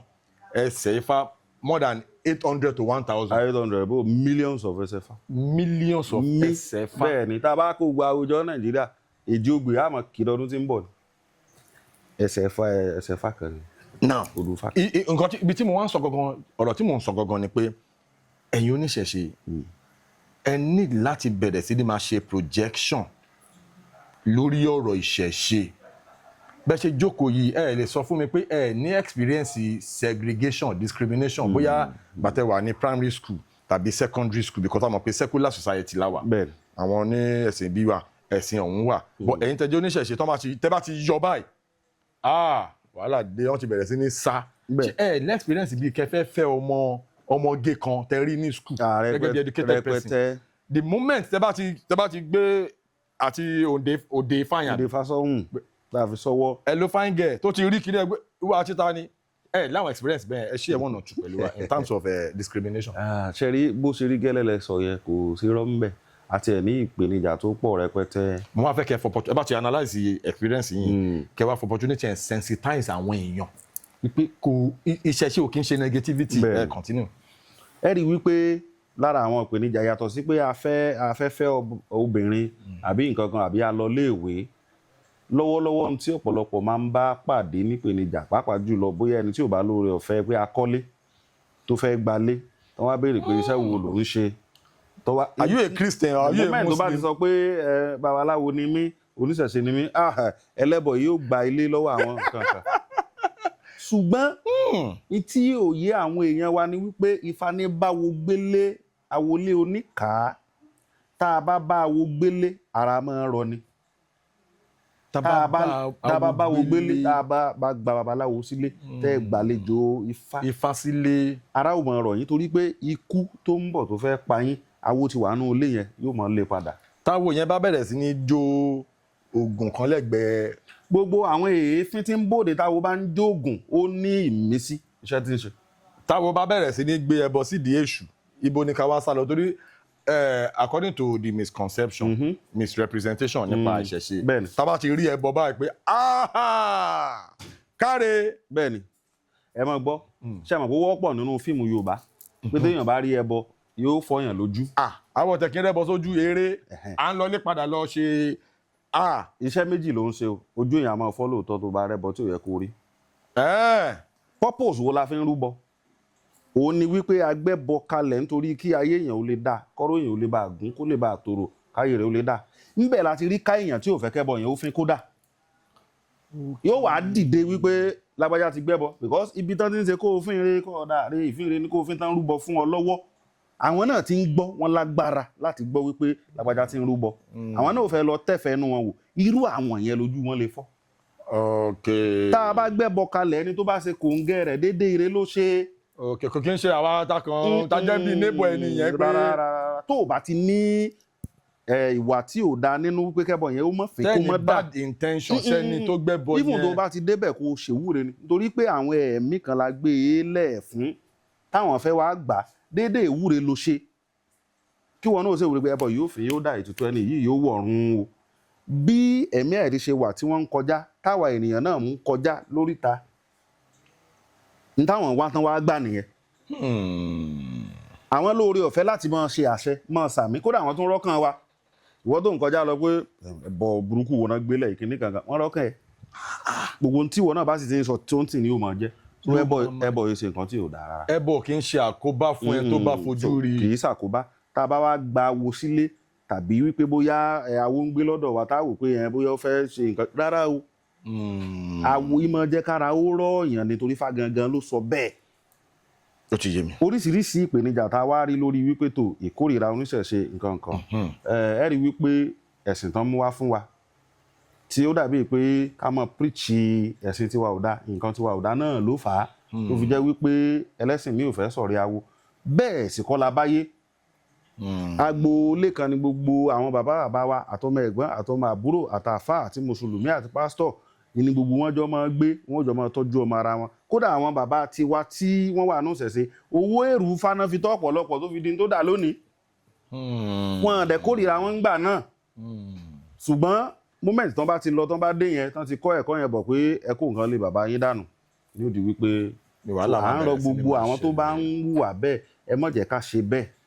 ẹ jẹ́ kí a nífẹ̀ẹ́ sí nǹkan tó jọmọ́ tí wá ní Olódùmarè ló dá fún wa ẹ má jẹ́ ká kórìíra rẹ̀. now mo rí i pé ọ̀kan gbòógì lára àwọn oníṣẹ̀ṣe òun ni yín ọ̀rọ̀ yín ó carry weight ọ̀pọ̀lọpọ̀ ìgbà la máa ń rí i pé tí oníṣẹ̀ṣe tán bá ṣe bí babaláwo wọ́n ṣiṣẹ́ fún yàn bóyá ọṣẹ dúdú bóyá ọṣẹ yìí ọṣẹ ìyọnú tó máa fi ṣe oríire tán wá fi oríṣiríṣi nǹkan sí orí ọṣẹ yẹn tán kó sínú ike bóyá ẹni yẹn wá gbé sínú mọ́tò bóyá ó wá sí ìlú òkè irú Ọ̀yọ́ state yẹn sìn ó fẹ́ gbé lọ sí bóyá ó fẹ́ gbé travel out nǹkan kan bẹ́ẹ̀ yẹn àbò ń gbé lọ sí ìlú Èkó ọlọ́pàá wá dá dúró wọ́n wá ṣe stop and search wọ́n wá rí irú iṣẹ́ bẹ́ẹ̀ nínú mọ́tò tán bá rí ọṣẹ ká sọ pé ọṣẹ Lux tàbí ọṣẹ Pepsodent tàbí àwọn ọṣẹ òyìnbó nǹkan bẹ́ẹ̀ wọ́n ní dẹ́ni ẹ dúró bẹ́ẹ̀ tó bá ti rí ọṣẹ ìṣẹ̀ṣe àgàgà tó bá ti wá tó wá jẹ́ ọṣẹ dúdú ọlọ́pàá bá bẹ̀rẹ̀ sí máa sọ pé ritualist ni Oyan station wọ́n bẹ̀rẹ̀ sí ní máa ka oríṣiríṣi nǹkan àwọn nǹkan wo lẹ́yìn oníṣẹ̀ṣe ń ṣe láti sensitize àwọn irú ìṣẹ̀lẹ̀ báyìí because tí àbá Yorùbá máa ń sọ pé tí èèyàn bá du orí ara rẹ̀ kíyàwó di má padà gbé lọ bẹ́ẹ̀ ni àwọn ìgbésẹ̀ wo lẹ́ ń gbé láti sensitize láti institutionalize system wa to see that ọṣẹ dúdú iṣẹ́ tán ṣe oníṣẹ̀ṣe kò kí n ṣe pé fẹ́ fi lọ fi kò kí n ṣe ritualist in that context bẹ́ẹ̀ni àwọn ìgbésẹ̀ wo lẹ ń gbé. ìbéèrè tó dáa lẹ béèrè ṣùgbọ́n ẹ rí wípé òwe àgbà níta bá ní ká dijú kẹ́ni burúkú ó fi kọjá tẹ́ni rere ó fi lọ àní mọ̀ ní ọ̀pọ̀lọpọ̀ ìgbà tá a bá ń wo tó ń ṣẹlẹ̀ ní social media wọ́n pààyàn lónìí wọ́n géèyàn lórí lọ́la wọ́n kóyàn lápá wọ́n ṣe oríṣiríṣi nǹkan yóò mọ bàyàn lọ́kàn jẹ́ wípé ìgbà wo ni gbogbo nǹkan burúkú yìí dáyé. Okay. ṣùgbọ́n statistics tí mo fẹ́ ká gbé lé ni wípé ó di babaláwo mélòó tá a bá orí tá a bá apá tá a bá itan lọ́wọ́ ẹ̀. And mo lè sọ wípé average Nigerians ló jẹ́ wípé wọ́n lọ sọ́dọ̀ babaláwo láti ṣiṣẹ́ fádáfárúbọ ṣètùtù. Èèyàn mélòó náà pa sí ẹbọ tán rú fún wọn, èèyàn mélòó náà pa sí fá tí wọ́n bọ fún wọn. Tó bá jẹ́ pé èèyàn náà là ń pa sífá là ń pa sọ́sẹ̀, èèyàn mélòó ni ó kù? Ọmọ tiwa gangan tá a bí mélòó ni ó kù? Lórí ọ̀rọ̀ tí mò ń sọ yìí, lórí wípé èèyàn gbé iṣẹ́ tí babaláwo ṣe fún yàn táyà ẹ̀ máa fi tùbà tó máa fi túṣẹ́ o, bóyá ọṣẹ ẹni tó wá ń travel táwọn ọlọ́pàá wá bá nínú mọ́tò ẹ̀, tó bá gbé ọṣẹ Lux tàbí ọṣẹ Premier tàbí ọṣẹ Pepsodent tàbí ọṣẹ àwọn olóyìnbó wọn ò ní dá dúró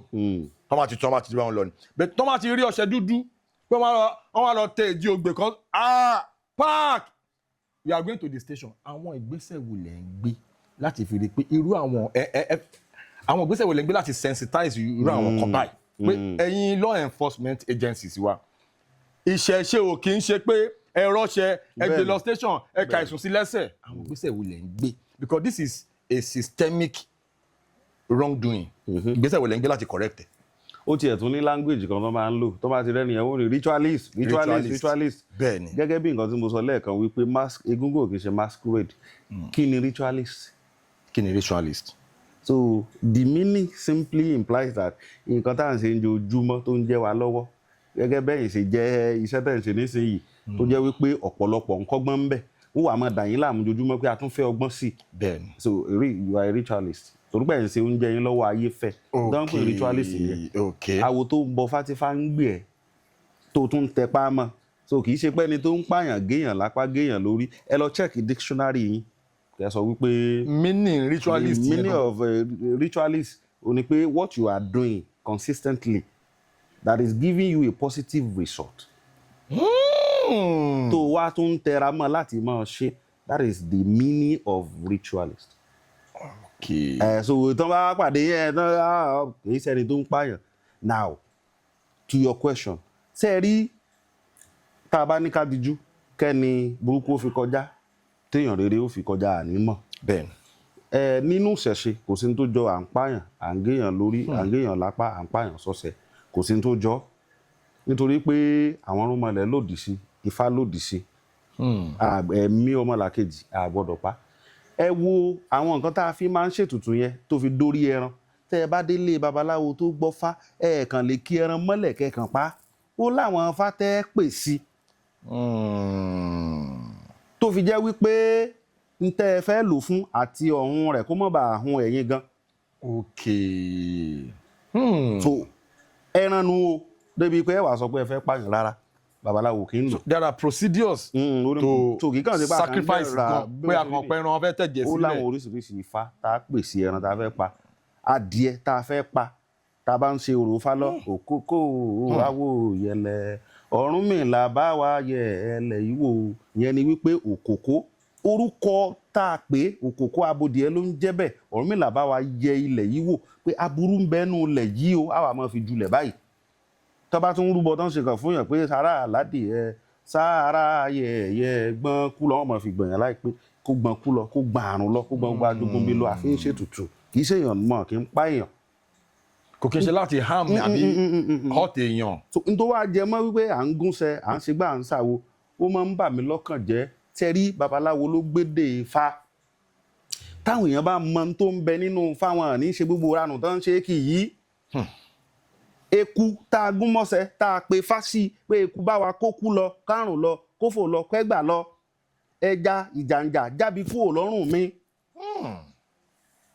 ẹran ràn mí ní kú ọjọ́ kan o ẹran ràn mí ní kú ọjọ́ kan ẹran pé ẹran kó ràn mí ní kú ràn mí lárùn Ọlọ́run ló dá wọn láti fi máa ṣe ìràpadà fún wa ìràpadà là ń ṣe apẹran pagbápàwọ àpò mọ́ṣẹ́ àfi wẹ̀ káyé wa ò lè dára ó ṣe wá di ritualist ọlọ́pàá tó ń mú yín sọ̀rọ̀ sọ̀sẹ̀ ni. Àwọn nǹkan tí a fi ń ṣe ìṣúra ààbò tiwa nílẹ̀ Yorùbá nìyẹn so kì í ṣe pé bóyá nínú ṣẹ̀ṣe kò sí ní tó jọ máa ń górí gápá. àwọn ìgbésẹ̀ wo lẹ̀ ń gbé láti sensitize àwọn law enforcement agencies wa pé kinní yìí kò rí bẹ́ẹ̀ báyìí ló ṣe rí? mo rántí wípé ní last year a ṣe ìpàdé pẹ̀lú commissioner of police. Okay. even ní Ọ̀yọ́ wambi náà tá a jọ jókòó tá a jọ sọ. Okay. ṣé ẹ mọ̀ pé ńgbà míì tẹ́ bá súnmọ́ ọlọ́pàá ju wọn ò ní bóyá torí pé ẹrù òfin ń bẹ lọ́wọ́ yín ńlẹ̀ fi ń ṣe ń tẹ̀ ń ṣe. Okay. ó dàkókò gangan tí wọ́n sọ pé wọ́n fẹ́ wá máa túlẹ̀ àwọn babaláwo wò babaláwo tí ò lẹ́bọ lẹ́rù sọ pé ẹ máa bọ̀. let me use myself as a case study. inú ilé mi yìí gbayagu ló máa ń wà gbogbo ìgbà tó bá wù wọ́n tí wọ́n bá fẹ́ ṣàbẹ̀wò tán bá ń lọ tán ń bọ̀ even láti dáàbò gbogbo ètò ààbò bá ṣe máa ń ṣe ẹ dákun ẹ bá wa kíyèsí nǹkan báyìí ẹ bá wa wo nǹkan báyìí wò ṣé ẹ mọ̀ pé ẹni tí ò bá lẹ́bọ lẹ́rù lọ́kàn rẹ̀ ó balẹ̀ pé ọlọ́pàá bá a ṣe pé wọ́n ní aráàlú ẹni ó bá ní ẹbọ lẹ́rù ni ó mọ̀ bẹ̀rù àwa náà bá wọn ṣèpàdé kì í ṣe pé torí ipá lẹ́bọ lẹ́rù àbí pé bóyá à ń pààyàn la fi ń sọ wípé a fẹ́ mọ bribe yín àbí a fẹ́ rárá. iṣẹ́ tí wa òòjọ́ mọ́ à ń pààyàn bá ń ṣe kankan ẹni tẹ́ ẹ bá ti rí tó bá jó níṣẹ̀ṣe ẹsẹ̀ ẹran ti dàpọ̀ mọ́ téèyàn àwọn tí wọ́n jẹ́ àwòsùnṣe kan adáhùnṣe kan àwọn olóògùn tó yẹ pé nǹkan bẹ́ẹ̀ yẹn ń bẹ lọ́wọ́ wọn ṣùgbọ́n táwọn náà ń gbé lẹ́kẹ̀ẹ́ sọ́rùn. táwọn náà mọ̀ pé kinní kan bá a ṣègùn kinní kan tó àwọn ẹlẹ́kẹ̀ ńláńlá ẹ ṣèwádìí àwọn wo ló níṣẹ̀ṣe ẹni tó bá jó níṣẹ̀ṣe yóò ní ilé ìjọsìn tó ń lọ ẹni tó bá jẹ́ babaláwo yóò ní ọgbà awo tó belong sí. nígbà pé lọ́gbà awo ni àkójọpọ̀ àwọn babaláwo tá a wà ní àwùjọ kan a gbọ́dọ̀ dára wa mọ̀ a jọ mọ́ bára wa ṣe àbáṣe. so tẹ́ ẹ bá pàdé irú ẹni bẹ́ẹ̀ pé mo lọ gba awo tiẹ̀ o ta ló lúwo rẹ̀ those are the things tá a fi lè dá babaláwo mọ̀ yàtọ̀ sí táwọn náà bá fẹ́ mọ̀ ṣiṣẹ́ ìwádìí. ẹni báyìí ló lúwo mi o ọgbà awo báyìí ni ọ̀dọ̀ mi o ilé ifá báyìí ni mò ń lọ o sẹ́mọ̀ kò ní sí gbogbo nǹkan yẹn ń bẹ̀ ẹni tẹ́ ẹ bá bọ́sẹ̀ lẹ́yìn ọkọ rẹ̀ kó polúwo rẹ̀ ifá wo náà ṣe fún ọ ifá kínni ó wà defendable tó bọ̀ ẹ̀kan wàá máa mú irú mọ́yọ̀ kò dára tó so gbogbo àwọn ìgbésẹ̀ yẹn làwọn náà ń gbé kí nǹkan yóò mọ̀ bá wáyé mọ́. náà torí lórí ọ̀rọ̀ ṣẹ̀ṣe ọ̀rọ̀ pọ̀ gan táwa ní ká máa sọ a máa sọ láti ní títí dọ̀tún la a sì wà lẹ́nu ẹ̀ so kò ní jẹ́ last time tá a máa bá yín sọ̀rọ̀ ní orí ètò torí advocacy ìṣẹ̀ṣe láti correct a lot of misrepresentation gẹ́gẹ́ bá ṣe ń sọ látàárọ̀ torí tí máa ní kí n tún tẹnubọ next question ẹ̀yin náà máa rò pé kí ló dé àsìkò dẹ̀ ti ń lọ but ká round it up. àgbọ́yé. bàbá tí wọ́n bá lọ sí prison wọ́n máa ń rà àwọn muslims tó máa ń ṣe prison outreach àmọ́ rà àwọn christians tó máa ń lọ sí prisons oríṣiríṣi tó máa ń ṣe prison outreach tó máa gbé oúnjẹ lọ inú prison ní ẹlẹ́wọ̀n míì ló ti máa convert ló máa ti di pastor tàbí tó máa ti di muslim but a rí pé on that corporate ladder àwọn oníṣẹ̀ṣe wọn present níbẹ̀ àwọn ìgbìyànjú wo lẹ ń ṣe láti fi rí pé ẹ̀yin náà torí at the end of the day tẹ́ bá wọ society wa yìí sense of belonging ni tí ẹ bá ti present ó máa ń nira fáwọn èèyàn láti believe ṣe ti get àlàyé tí mò ń ṣe now tí àwọn oní ẹ̀sìn lè bá dé tán bá kó oríṣiríṣi edibles oúnjẹ kankan aṣọ lọ sí prison àwọn people yẹ wọn náà so even tó bá jẹ́ ẹlẹ́sìn eléyìí àwọn ilé ó máa convert táwọn ilé bá kó wá àwọn people yìí oúnjẹ tí mo jẹ lánàá lọ but ìṣẹ̀ṣe is not present on that corporate ladder ìyẹn alákọ̀ọ́kọ́ mo fẹ́ torí time mo fẹ́ ká papọ̀ kẹ́ bá mi round it up papọ̀ then tẹ́ bá rí wípé even political landscape wa tọ́ máa fẹ́ sú ẹ̀ kìíní kan yìí ìsìlẹ̀ kò ràn ọ́ Bible even lórí emblem military emblem wa ní Nàìjíríà Arabic náà kọ síbẹ̀ some of our currencies àwọn naira notes wa ẹ máa rí pé Arabic náà lọ fi ń kọ àwọn kankan bẹ́ẹ̀ yẹn àwọn kan wo lè ń ṣe láti fi rí wípé ìṣẹ̀ṣe wà represented at that top echelon. ẹ ṣeun ṣe rí béèrè àkọ́kọ́ tẹ́ béèrè yẹn ojú méjì mo fi wò gbogbo ẹni tó bá lóore ọ̀fẹ́ tó bá ń wò mí bó ṣe yé mi bí mo ṣe rorí ni mo ṣe rò nípa títẹ lẹ́wọ̀n wípé kí ló dé táwa ò ṣe kí ń lọ ọbẹ̀ tàbí káwa náà gan ṣe àkọ́kọ́ ni wípé ìbẹ̀rù Ọlọ́run wà láyà oníṣẹ̀ṣe púpọ̀ Ifá ní àìṣe ilé ayé ní gbé tá a bá ṣe ń bẹ lálàdé ọ̀run. Tí ò bá sí wípé bóyá ẹ̀ṣẹ̀ tí ayé ṣèṣì dá sí oníṣẹ̀ṣe lọ́rùn kó oníṣẹ̀ṣe ó tó yan ìwà jàǹdùkú láàyò tàbí ìwà pani, ojú wa ò dá débẹ̀. Nítorí pé ìdájọ́ irúnmọlẹ̀ jẹ́ ká mọ̀ pé ìdájọ́ ń bẹ. Kì í ṣe pé dìgbà tá a bá tó lọ tìyàn mọ́lé. Rárá o. Nítorí pé tó yálà ó jalè ni níjọ́ àná tí nǹkan kan bá nù tó bá ti náà ẹ̀sùn di Ògún. So ọ̀pọ̀lọpọ̀ sẹ́rí ara àwọn misconception tó máa wáyé rẹ̀ Ògún ó pa ọ́, Ògún máa ń pààyàn. Kì í ṣe innocent lògún pa. Ògún ló máa ń pass judgement. Tó bá sì ti di pé lóòótọ́ ló lọ commit crime jí. Ẹsẹ̀kẹsẹ̀ ni judgement. Ògún ó sì dájọ́ ó ní láti lọ prison débi pé wọ́n mọ̀ wá wọ̀. Now ẹni tó wà ní prison yálà ó pààyàn táwa ní kó gba Ọlọ́run gbọ́ nígbà tó ti wá gba kinní kan gbọ́ ó ti dàtún bí ẹni tó pa ń kọ́. Ẹni yẹn ti lọ nìyẹn. Ó túmọ̀ pé àtúntò sọ fẹ́ nìyẹn wípé kó tún continue ni. Sẹ́ni lára lọ máa sọ pé Ifá sọ pé kinní kan Ifá wò làwa fẹ́ kì fún ìyẹn ẹgbẹ́ kan. Irú ẹni bẹ́ẹ̀ tá a bá wò pé kí ló lè gbà wá oníṣẹ̀ṣe débẹ̀ òun ni tí Ifá sọ fún wa pé orí yéye ní mògún o ìpín àìṣẹ̀ ló pọ̀ ńlẹ́ni tá yé dá ọ̀ràn sí lọ́rùn tí kò mọ̀ kankan tí ó mọ̀. Tẹ́ bá dẹ̀ wo prison system wa even Minister for Interior wa Honourable Olatunji big up wọ́n sọ wípé prison congestion wa àwọn awaiting trial ló pọ̀ jù bẹ́ẹ̀. Bẹ́ẹ̀ni. So gẹ́gẹ́ bí ọ̀rọ̀ tẹ́ sọ pé tó bá ti ṣe àbí kankan prison system wa ẹni àwọn míì wọn tí da ẹjọ́ wọn. Bó ṣe rí ẹ̀tàn sì wà ní. Awaiting lọ wà ẹlòmíì tí wọ́n bẹ̀ 10 years 5 years 3 years even 20 years ẹlòmíì wà ń bẹ̀. Bó ṣe rí nìyẹn. Ṣe rí pé kò kí n ṣe pé gbogbo wọn náà ni. Ẹ̀ṣẹ̀ wá rí ọ̀nà táwa fi máa ń contribute tàbí tá a fi máa ń ṣiṣẹ́ tí wa tó fi yàtọ̀ rí o. Tó bá jẹ́ páyé ló dẹ́ṣẹ̀ yẹn sí Ọlọ́run tá a bá gbé Ifá kalẹ̀ tá a ní láti wá a máa wàásù tá a bá gbé Ifá kalẹ̀ tá a dáfá ayé ló dá ọ̀ràn yìí sẹ́ni yìí lọ́rùn Ifá bá wa tú nínú dè.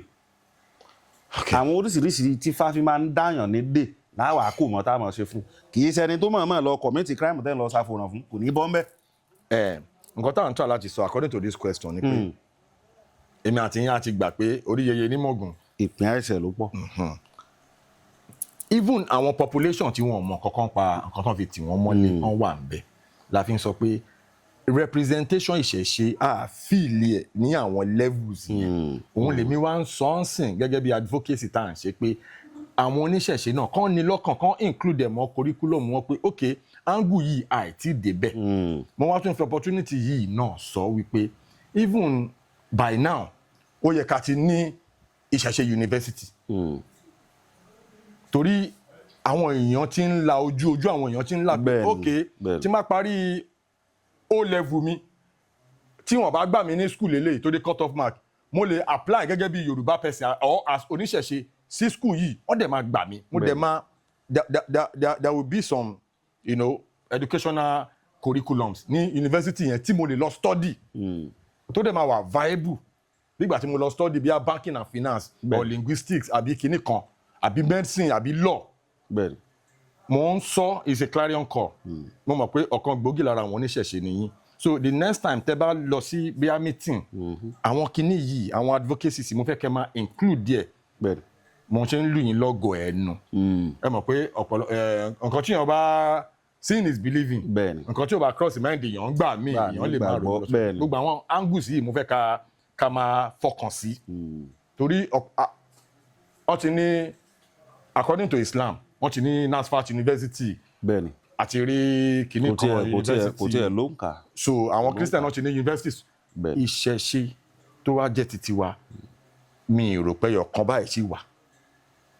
So there should be a step towards that direction nǹkan tí mo ń try láti sọ ní orí ètò. Bẹ́ẹ̀ ni ní ìdáhùn ṣókí ẹ rí wípé iléèwé kan wà lọ́yọ̀ọ́ tí bàbá wa Professor Wande Abímbọ́lá tí wọ́n jẹ́ olùdásílẹ̀ rẹ̀ Ifá Heritage Institute. Irú èmi náà lóore ọ̀fẹ́ láti lọ iléèwé yẹn. In fact mo ní diploma ń bẹ. Oh good lovely. Gẹ́gẹ́ bí nǹkan tẹ́ ẹ sọ a tún gbọ́dọ̀ tẹ̀síwájú náà ni. Ṣùgbọ́n ẹ rí wípé púpọ̀ náà ó wà lọ́wọ́ ìjọba láti ràn wá lọ́wọ́ nítorí wípé tá a bá ní lẹ́mìí pa fẹ́ ṣe tíjọba ò bá dàbí pé kọ́ tẹ́wọ́ gbà á kò sí nǹkan tá a fẹ́ ṣe. bẹ́ẹ̀ ni. ṣé wá rí ìmọ̀ràn náà ló tún jọ jẹ́ fún gbogbo àwa tá à ń wò wá tá a jó níṣẹ̀ṣe. ojú kan náà ni gbogbo wa dojú kọ lára àwọn nǹkan tó yẹ ká mójútó náà ni nǹkan tẹ́yìn náà ń sọ̀rọ̀ báwọn. bẹ́ẹ̀ ni. ká kọ́lé ogún ká ra mọ́tò ọgbọ̀n ká kó dúkìá jọ jàǹtìrẹrẹ kọ́ làtúbọ̀tán ayé ń tá a bá ṣe é lẹ̀ de ọmọ ẹni gangan làtúbọ̀tán. bẹ́ẹ̀ ni. so ọ̀pọ̀lọpọ̀ àwọn tí wọ́n lówó nínú ìṣẹ̀ṣe mo lérò pé ó yẹ kí ròrí wá padà sí di pé káwa náà mọ̀ àwọn nǹkan yìí primary school secondary school ó wà nínú àwọn nǹkan tí àwa ń ṣègbésẹ̀. ẹ rí i pé mo sọ̀rọ̀ bá ọmọ Yorùbá ni wá one local government tẹ bá rí láti ìpìlẹ̀ṣẹ̀ even ìlú tàwa yìí ẹ máa rí i pé à ń rí Ansarudeen primary school Nawarudeen secondary school bó ṣe rí nìyẹn St Patrick St Michael secondary school primary school àwọn missionary schools yìí wọ́n ti wà láti gbà yẹn wọ́n fi ń ṣètìgẹ́ tẹ́ bá rán ọmọ yín lọ sí school polongo ẹ̀sìn wọn wọ́n máa kọ́ wọn ní ẹ̀sìn wọn ń bẹ̀ nǹkan. by now 2026 tàwa yìí pẹ̀lú gbogbo spiritual ìṣẹ̀ṣe reawakening ó yẹ káwọn oníṣẹ̀ṣe náà ti máa ní plans láti máa ní primary school tó jẹ́ pé each local government primary school yìí ọmọ tó bá ti lọ bá ti mọ̀ pé ìṣẹ̀ṣe ni core basic education tó fẹ́ lọ kọ́ ń bẹ̀ torí tẹ bá rán wọn yín lọ sí school sí ìfún tẹ bá jẹ́ oníṣẹ́ ẹlẹ́sìn kan tẹ bá rán wọn yín lọ sí school eléyìí lọ́wọ́ pé missionary school ni akọ̀dé akọ̀mọ̀ ni Jesus. bó ṣe yóò máa kọrin Jésù lórí. tẹ bá rán ilé ìfún kẹjẹ Christian tẹ bá rán wọn yín lọ sí bíi school tẹ tó wà ní abai bíi school àwọn Islamic kìíní ni ó kàn máa dé kàn máa ní Allah nǹkan tó bá kọ́ wọn ní school náà ló máa. ni ó wà lórí wọn gẹ́gẹ́ bí ọmọ kékeré. by now 2026 this ìṣẹ̀ṣe spiritual awakening ó yẹ káwọn oníṣẹ̀ṣe náà ti máa ní primary schools secondary schools even tertiary institutions in almost every local government. agbára wọn ka. bó ṣe rí nìyẹn. mo ṣe ń lù wọ́n ní ọ̀gọ̀ ẹnu ẹ máa bẹ̀rẹ̀ sí ni ẹ máa inculcate sínú agenda yín. bẹ́ẹ̀ni. so ẹ jọ̀ọ́ mo fẹ́ kẹ́ fi ẹsẹ̀ mo fẹ́ kẹ́ lu gbogbo àwọn tí wọ́n ń gbọ́ wa àwọn oníṣẹ̀ṣe àtàwọn tán jẹ́ strong ìṣẹ̀ṣe pillars ẹ lù wọ́n lọ́gọ̀ ẹnu ọ̀rọ̀ tí mo sọ yìí mo fẹ́ kẹ́ ka advocate now ká wá proceed. inú mi dùn púpọ̀ gbogbo ẹ̀yin tí ẹ jẹ́ olùgbọ́ wa nílé lóko lódò lẹ́yìn òde jákèjádò àgbáyé tí ẹ ń wo ètò yìí àkọ́kọ́ mo kí olóòtú ètò nítorí wípé a rí i pé gbígbé àṣà Yorùbá lárugẹ ẹ̀sìn ìṣẹ̀ṣe lárugẹ ó jẹ́ ní tí wọ́n mú lọ́kùnkúndùn. ẹ wá rí i wípé olóòtú ọ̀lú ló sì kàlú ara wọn tó jẹ́ pé ọ̀pọ̀ èèyàn tí ẹ̀ ní fẹ́ máa gbọ́ ohun tó jọmọ́ bẹ́ẹ̀ ṣùgbọ́n bó pẹ́ bóyá òótọ́ ni ó gbàyé gbogbo àwa tí à ní àforítì gbogbo àwa làwùrù sọ̀pẹ̀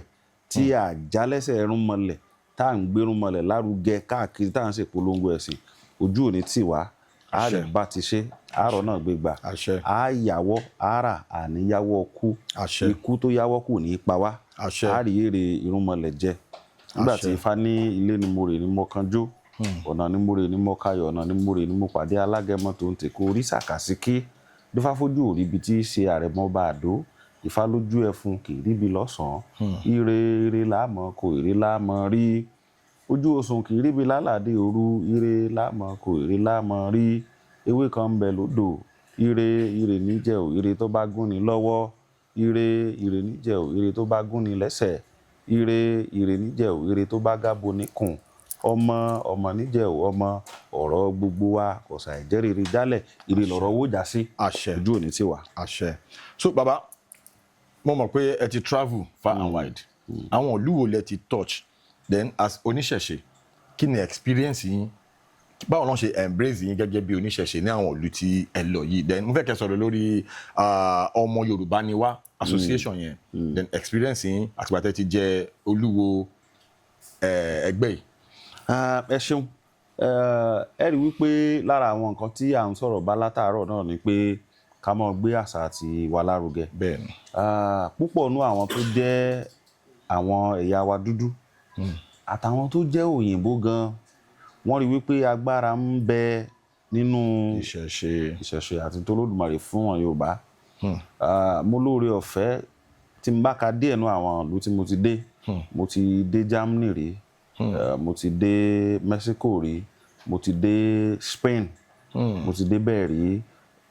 gbogbo Europe mo lóore ọ̀fẹ́ ibì kan tí mo ti wá lóore ọ̀fẹ́ ni pé ní Canary Island ní Spain ẹ jẹ́ mọ̀ wípé nínú airport wọn wọ́n gbé òkúta èṣù ńlá rábàtà kalẹ̀ ní airport ẹni tó bá fẹ́ sọ pé irọ́ mò ń pa evidence wa mo láwọn ọmọ àwòtọ́ yẹ pé wà ń bẹ̀ ọjọ́ tí màá kọ́kọ́ débẹ̀ arókùtà wọn fún nínú airport tí wọ́n gbé kalẹ̀ ńbẹ̀ ọ̀kan náà àwọn ọmọ àwòtọ́ wa mú mi mo wá béèrè lọ́wọ́ rẹ̀ òkúta yìí pẹ̀lú tí mò ń wò yìí ó ní bàbá dáàdi ṣe èṣù láàlú nìyẹn nílé ìjọba tiwọn tó dàbí local government lọ́dọ̀ wọn ilé àwọn òrìṣà wà open space ó jẹ́ pé tẹ́ bá ti kọ́kọ́ wọ bẹ̀ ẹ rí táwọn kó bẹ̀ tán kó yẹ kí n fa nǹkan kan síbẹ̀. tá a bá ń ṣe Yorùbá Fest a gbọ́dọ̀ jó dédìí rẹ̀ tá a lọ bu èṣù tá a ṣe gbogbo ẹ̀ ń bẹ̀ lóríṣiríṣi lọ́dọ̀ tiwọn àwa sì ń sọ wípé kò dá lọ́dọ̀ wa ń bí pé nǹkan kìíní kan tí kò dá ni. àwọn tó jóyìnbó tó jáláwọ̀ funfun ń takú wípé ọmọ Yorùbá ní tó bí orúkọ ọmọ Yorùbá ni wá nìyẹn tẹ́ bá ti pè wọ́n léèbó wọn máa bínú ni ní òyìnbó rárá òun ò kí ń sọ òyìnbó yóò bẹ̀rẹ̀ sí sọ gbogbo wọn nífẹ̀ẹ́ sí i púpọ̀ wọ́n nífẹ̀ẹ́ àṣà àti ṣe wa púpọ̀ dọ́kàndọ́kàn. kí ni experience yín gẹ́gẹ́ bí olúwo ẹgbẹ́ ọmọ Yorùbá ni wáyé. lára àwọn nǹkan tí mo rí nírìírí ńbẹ̀ náà tó dùn mọ́ mi ni wípé ẹ rí i pé ẹni tó bá nífẹ̀ẹ́ nǹkan dọ́kàn wàhálà ò ní í pọ̀ ṣùgbọ́n ẹni tí ò bá nífẹ̀ẹ́ dọ́kàn lẹ́sẹ̀ mọ́ bẹ̀ lẹ́mọ̀ tù lẹ́mọ̀ rọ̀ lẹ́mọ̀ mú lórí mú lọ́rùn lẹ́sẹ̀ mọ́ wàásù fún ẹni tí nǹkan bá tẹ́ lọ́rùn là á wàásù fún tó bá dùn mọ́ ni ìtẹ́lọ́rùn là á gbà gbogbo wọn at least ó kéré pọ̀ ní Europe mo sì ní tó àwọn ọmọ tó bí 10,000. Yorùbá ní ọmọ Yorùbá Nàìjíríà ọmọ Yorùbá organization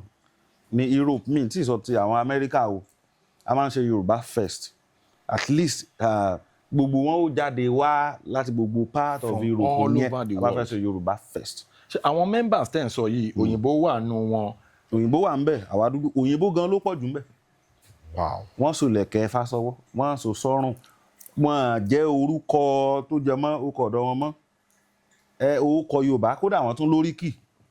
wọn jẹ́ Stephen rárá o àtẹ̀bá pé wọn ò ní dá yín lóhùn kódà wọ́n sọ fún mi pé bàbá rárá orúkọ mi kọ́ orúkọ mi ni Ìfáládé Akínláwọn Àdìsá yóò tún máa kòwé fún mi pé Àdìsá ọ̀gọ̀ ètí ń jẹ́ Ìfásọlá nìkan Àkànní bẹ́ẹ̀ lọ bẹ́ẹ̀ làwọn obìnrin wọ́n ń bímọ wọ́n ti ń ṣe ẹsẹ̀ ń táyé wọ́n ń sọ àwọn ọmọ wọn lórúkọ wọ́n ń ṣègbéyàwó láṣà àti Yorùbá wọ́n ń wọṣọ tí wọ́n bá fẹ́ lọ bí iṣẹ́ ni wọ́n wọṣọ kìíní wọn jíǹsì wọn tí wọ́n bá ti padà dé báyìí aṣọ Yorùbá ni gbogbo wọn wọ̀ sọ́rùn.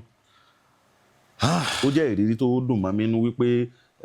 ilé ládìẹ ò ti níyì gbogbo nǹkan ti wà yìí wọ́n nífẹ̀ẹ́ rẹ̀ púpọ̀. Ìfálẹ̀ ti sọ bẹ́ẹ̀. Ìfá ti sọ. ẹ ṣeun àpèyìn lórí ètò tí ẹ jẹ́ wa ẹ ṣeun púpọ̀ inú mi dùn gan àwọn oríṣiríṣi misrepresentations tẹ́ bá wa tàn mọ́lẹ̀ sí inú wa dùn gan àdúpẹ́ púpọ̀ ẹ ṣeun gan ojú òní tì wá ẹ ṣeun ẹ kú ètò ẹ súre fún àwọn tiwa. ẹ ṣeun gbogbo ẹ̀yin olùgbọ́ wa nílé bí ẹ ṣe ń wò wá ojú yín ò ní fọ́ etí yín ò ní di ẹ̀yà ara yín kankan kò ní lọ ṣáájú yín àjíǹde ara yóò máa jẹ́ ara gbámúgbámú ni tẹ̀sán òkìkà kì í dùbúlẹ̀ kó kú wẹ̀rẹ̀kẹ̀ láàmọ̀ sùn wẹ̀rẹ̀kẹ̀ láàmọ̀ jí kòkòrò àrọ̀tá le Ifá ní òrìṣà mọ́fò níyàwá dífá fúnlẹ̀ àbùfọ́lọ́hún ọba awolòtúá awolọ̀bàrà àmọ̀ tuntun ra wa kò lọ́nà gbogbo ìgbà tí a bá tún máa ríra wa ijó ayọ̀ ìdùnnú ànírógun àsúrépè Olódùmarè ó bá wa ṣe Ifá ó bá wa ṣe o ẹ̀làbọ́rú ẹ̀làbọ́yè ẹ̀làbọ́ ṣiṣẹ́. ẹ̀yin tí wà nílé ẹ ṣàṣírí bí ó ṣe lọ lórí edition yìí Unscripted with Jeff Owólẹ́wà ètò wa ètò yín náà ni God bless you for your support ẹ ṣeun gan ẹ ṣe gan sà. bàbá.